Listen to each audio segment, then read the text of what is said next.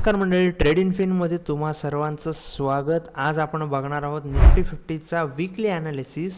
याचा अर्थ असा की पुढच्या आठवड्यामध्ये निफ्टी कशा प्रकारे काम करणार आहे, त्याचा चार्ट सेटअप आणि त्याचे वेगवेगळे लेवल्स. त्यामुळे व्हिडिओ शेवटपर्यंत बघायला विसरू नका, ज्याच्यामुळे तुम्हाला बरंच काही शिकायला मिळणार आहे. त्याच्या आधी आपण बघणार आहोत की निफ्टीचा आजचा दिवस, की निफ्टीने आजच्या दिवसात काय काम केलं. आजच्या दिवसामध्ये तुम्हाला बघायला मिळालं असेल की आपण एवढे दिवस एक लास्ट व्हिडिओ जे आपण टाकले होते की त्याच्यामध्ये चार्ट पॅटर्न आपला बदललेला दिसला. तो चार्ट पॅटर्न साधारण अशा प्रकारे जाताना एक दिसतोय, एका चॅनलमध्ये आपल्याला तो एक वर्क करताना दिसतोय. आणि आता या चॅनलला एक ब्रेकआउट मिळायचा प्रयत्न झाला आहे. त्याच्या आधी आपण आणखी एक सांगितलं होतं की 23,664 या प्राईसच्या खाली जर निफ्टीने ओपनिंग दिली, तुम्ही बघताय तिथंच ओपनिंग झाली. 23,664च्या खाली जर निफ्टीने ओपनिंग दिली तर हाच एक सर्वात मोठा रेजिस्टन्स बनू शकतो. आणि इथून निफ्टी जर पडालाच तर 23,490, त्याचप्रमाणे खाली 23,338पर्यंत या दोन इम्पॉर्टंट लेवल असू शकतात. कधी, जेव्हा ही ट्रेंड लाईन ब्रेक करेल तेव्हा. ऑप्शन चेनच्या हिशोबाने जर तुम्ही बघायला गेलं तर सकाळीच निफ्टीच्या कॉल साईडमध्ये खूप जास्त प्रेशर होता. बघताय तुम्ही साधारण 9:39 दरम्यान ही गोष्ट घडली. 9:39 दरम्यान की 23,600च्या आसपास निफ्टीने कॉल सेलरमध्ये खूप जास्त ग्रोथ बघायला मिळाली होती. किती ग्रोथ होती बघा. कॉलचा OI चेंज साधारण 15 लाखांनी प्लस आहे, तर पुटचा OI चेंज 21 लाखांनी प्लस आहे. बट कॉलमध्ये ओव्हरऑल 55 लाख ओपन इंटरेस्ट आहे, तर पुटमध्ये 51 लाख. म्हणजेच काय, कॉल साईडमध्ये मॉर्निंगपासूनच त्यांनी प्रेशर बनवून ठेवला होता, ज्याचा रिझल्ट आपल्याला हा मिळाला की निफ्टीमध्ये आपल्याला एक फॉल बघायला मिळाला. छान फॉल होता. जर तुम्ही याला 5 मिनटामध्ये जर कन्वर्ट केला तर 5 मिनटामध्ये तुमच्या लक्षात येईल की कशाप्रकारे निफ्टीने आपल्याला एक ब्रेकआउट दिला, डाऊन साईडचा एक ब्रेकडाऊन दिला. बघा, इथे एक ब्रेकडाऊन दिला डाऊन साईडचा, आणि लगेच तुम्ही या इथं बसत असाल तर ते रॉंग आहे. बट आम्ही काय केलं, या रिटेस्टच्या आसपास पुन्हा एकदा बसलो आणि हा एवढा ट्रेड आम्ही कॅप्चर केलेला आहे. या लोपर्यंत आम्ही ट्रेड कॅप्चर केला, which is very good trade. आणि हा पण ट्रेड करण्यासारखा होता, हा ट्रेड न करण्यासारखा नाही याच्यातला भाग नाही. कारण मॉर्निंगमध्ये सकाळी कॉल साईडला 23,600च्या आसपास निफ्टीमध्ये खूप कॉल साईड हेवी प्रेशर तयार झाला होता, ज्याच्यामुळे हा आपल्याला एक गुड फॉल बघायला मिळाला. तर हा होता आजच्या दिवसाचा ॲनालिसिस. आजच्या दिवसामध्ये काही जे ट्रेड ज्या लेवल मिळाला पाहिजे होता त्याच्यानुसार निफ्टीने खूप चांगल्या प्रकारे काम केलेलं आहे. वळूया आता निफ्टीच्या वीकली ॲनालिसिसमध्ये. वीकली ॲनालिसिसच्या आधी आपण एक गोष्ट समजून घेऊ. हे जे कलर दिसतात तुम्हाला ब्ल्यू कलरचे, ठीक आहे, हा जो लाईट ब्ल्यू म्हणू शकतो किंवा थोडा ग्रीनिश ब्ल्यू म्हणू शकतो, हा जो कलर आहे हा मंथलीचा कलर आहे. म्हणजे काय, हा मंथलीच्या टाईम फ्रेमला इंडिकेट करतो. ठीक आहे, मंथलीच्या टाईम फ्रेमला इंडिकेट करतो. याच्यामध्ये असं दाखवलं जातं आहे की जे ब्रेकआउट झालेले आहेत, म्हणजे या हायच्या वरती बघा हा ब्रेकआउट झालेला आहे, बट हा रिटेस्ट जो आहे ना, हा रिटेस्ट असा हा पेंडिंग आहे. हा अजून पण एक पेंडिंग रिटेस्ट आहे. हा रिटेस्ट अजून कंप्लीट झालेला नाही आहे. त्यामुळे जेव्हा कधी होईल, प्राईस तुम्ही बघत जाल साधारण 20,000च्या आसपास तो रिटेस्ट होणार आहे आणि 100% होणार. सो मंथलीच्या लेवलमध्ये आपण एक गोष्ट बघायला मिळते की लास्ट मंथसुद्धा हायच्या वरती निफ्टीने ओपनिंग केल्याने स्टील तो त्याच्या आसपास आहे. आता जवळजवळ हा महिना संपायला आला आहे, त्यामुळे आपल्याला ह्या वीकलीचा ॲनालिसिस म्हणजे नेक्स्ट वीकचा ॲनालिसिस आपल्याला करणं खूप इम्पॉर्टंट आहे.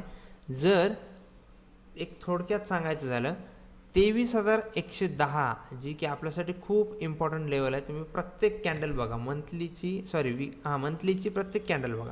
ही कॅन्डल बघा ज्याने प्रिव्हियस हायच्या वरती क्लोजिंग दिली नाही, बट नेक्स्ट कॅन्डलने त्याच्या खाली ओपनिंग करून नेक्स्ट कॅन्डल क्लोजिंग पण दिली. ठीक आहे, त्याच्यानंतर पुढच्या ज्या नेक्स्ट कॅन्डल आहेत त्या पुढच्या नेक्स्ट सगळ्या कॅन्डल बघा, ह्या हायच्या वरतीच राहिलेत. 21,800च्या वरतीच राहण्याचा त्यांनी प्रयत्न केला आहे. आम्हाला तरी वाटलं होतं की 23,110च्या खाली ह्या जून महिन्यामध्ये ओपनिंग होईल साधारण याच्या आसपास, बट त्याने असं न करता त्याने बुलिश ओपनिंग दिली आणि मग एक प्रकारे ही लेवल रिटेस्ट करून त्यांनी अगेन एक अपवर्ड डिरेक्शनला मुवमेंट दिलेली आहे. हा होता मंथलीचा ॲनालिसिस. जर वीकलीचा ॲनालिसिस बघितला तर वीकलीमध्ये तुमच्या लक्षात येईल ह्या ज्या तुम्हाला व्हायलेट कलर किंवा पर्पल कलरच्या ज्या लाईन दिसतात ह्या विकली लेवलला आपण इंडिकेट करतो. ठीक आहे, त्यामुळे ही जी ट्रेंड लाईन आहे ती आपण विकलीच्या टाईम फ्रेममध्ये बनवलेली आहे. सो एक सर्वात मोठा चॅनल, हा चॅनल नाही जो चॅनल आपण याच्यामध्ये इथे टाकला आहे, हा चॅनल नव्हे, हा चॅनल वेगळा, हा इंट्राडे पर्पजमध्ये आहे किंवा हा स्विंग पर्पजमध्ये आहे. याच्यामध्ये फक्त एक आठवडा दिसतो. इथे दिसते तुम्हाला हा जो व्हायलेट कलरचा जो चॅनल आहे हा चॅनल विकलीचा चॅनल आहे. ठीक आहे, सो विकलीचा चॅनल इंट्राडे चॅनलमध्ये कन्फ्यूज होण्याची गरज नाही आहे, खूप सिम्पल आहे. त्यामुळे दोन मल्टिपल टॅब्समध्ये ओपन करून तुम्हाला ही गोष्ट समजवतो आहे की हा विकलीच्या चॅनलमध्ये निफ्टी आता काम करत आहे. विकलीच्या टॉपच्या रेजिस्टन्सला सध्या निफ्टी आहे. ठीक आहे, बट एक इम्पॉर्टंट गोष्ट अशी की आजचाही म्हणजे हा वीकसुद्धा संपला, ह्या वीकमध्ये सुद्धा तुमच्या लक्षात येईल की प्रिवियस जो निफ्टीचा हाय आहे बघा, प्रिवियस निफ्टीचा हाय काय 490, 23,490. निफ्टीने आजसुद्धा या 23,490च्या वरती क्लोजिंग दिलेली आहे, खाली क्लोजिंग दिली नाही. त्यामुळे एक बिअरिश प्रेशर जो असतो ना मार्केटमध्ये, तो बिअरिश प्रेशर फक्त 23,490च्या वरतीच दिसतो, त्याच्या खाली काय आपल्याला दिसत नाही. जर ही कॅन्डल साधारण अशी क्लोज झाली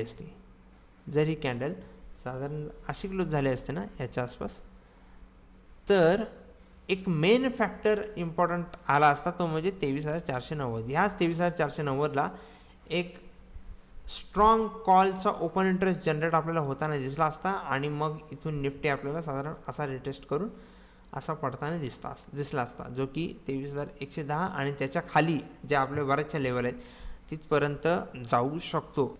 ॲक्च्युअलमध्ये निफ्टीने कॅन्डल खाली क्लोज केलेली नाही, त्यामुळे उगाचच मुंगेरी लाल के सपने जसे म्हणतात तसं आपण विचार करू शकत नाही की हां असं झालं असतं तर असं होईल. ठीक आहे, झालेलं तर नाही आहे. त्यामुळे आपल्याला 2 पॉईंट इथं खूप इम्पॉर्टंट आहे. जर सोमवारी 23,490च्या वरती जर ओपनिंग झाली तर 23,490 हा एक इम्पॉर्टंट सपोर्टचा काम करून अपसाईडला रॅली द्यायचा प्रयत्न करू शकतो.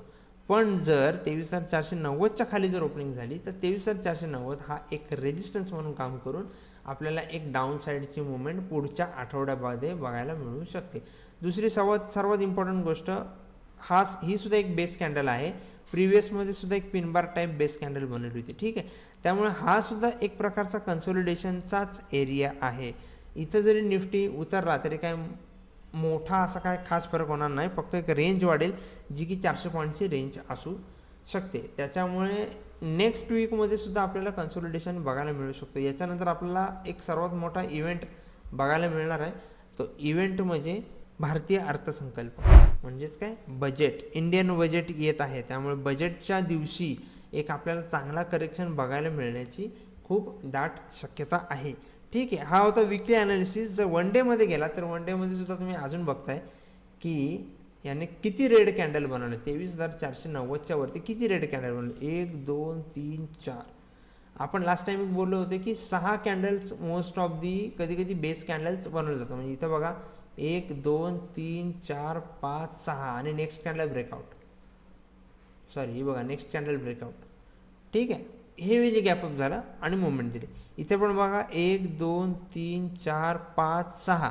आता तुम्ही म्हणाल 6 कॅन्डल तर झाले आहेत, मग आणखी किती कॅन्डल व्हायला पाहिजे. एक तर 6 होतात, अदरवाईज 9 होतात किंवा मग 13 कॅन्डल तरी असू शकतात आणि त्याच्यापेक्षा पण जास्त होतात. असं नाही आहे की बेस कॅन्डल आपण 6 म्हणले म्हणजे 6च व्हायला पाहिजे, 9 म्हणले म्हणजे 9च व्हायला पाहिजे. ऑलमोस्ट 6 कॅन्डल इथं झालेत बघा, 1 2 3 4 5 6 7 8 9 आणि 10. ऑलमोस्ट 9 कॅन्डलपर्यंत पडू शकतो. 9 कॅन्डलपर्यंत आपल्याला ही जी कॅन्डल आहे ह्या बेस कॅन्डल्स एवढ्या बनलेल्या आहेत.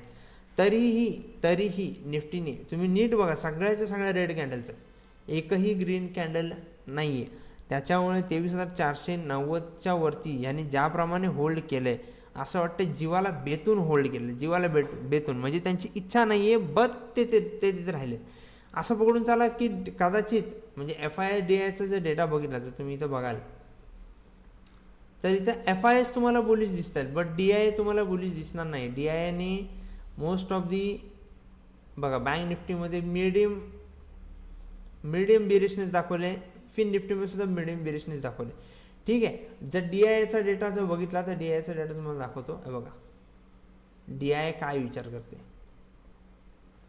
मीडियम बेरिश, म्हणजे मोस्ट ऑफ दी जर FI जर बाय करायला लागले तर DIA ऑलमोस्ट सेलिंगच्या आसपास आहे. त्यामुळे जो चेंज आहे ना, ओव्हरऑल चेंज, तो ओव्हरऑल चेंज बघा -217च्या आसपास आहे. त्यामुळे सांगायचा मुद्दा असा की निफ्टीमध्ये जे आत्ता हा जो चेंज आपल्याला बघायला मिळतोय कॅन्डलस्टिकमध्ये, हा खूप भयानक चेंज आहे. जोपर्यंत आपल्याला ही लेवल एक चांगल्या प्रकारे मिळत नाही 23,110, तोपर्यंत आपली ही बाय करण्याची जी लेवल आहे ना, जे मगाशी आपण म्हणालो, ही एक प्रकारे रिस्की लेवलच राहणार आहे. पण जर 23,110 मिळाला तर आपल्याला खूप चांगली लेवल बाय करण्यासाठी मिळू शकते. तोपर्यंत बाईंगचा जर विचार केला ऑप्शन डेटाच्या हिशोबाने तर व्हेरी व्हेरी व्हेरी शॉर्ट टर्मसाठी बाय करा, आणि खूप रिस्की ॲक्च्युअलमध्ये असं बघायला गेलं तर. पण हा व्हेरी शॉर्ट टर्मसाठी बाय करा.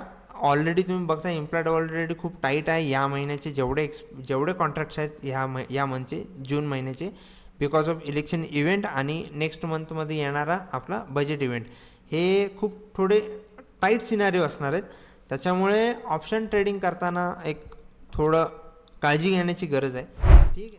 तर हा होता आपला विकली ॲनालिसिस.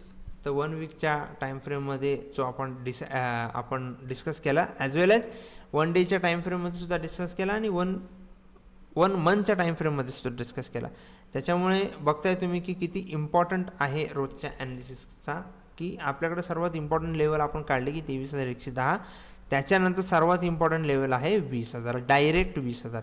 21,801 पण एक इम्पॉर्टंट लेवल आहे, नाही असं नाही.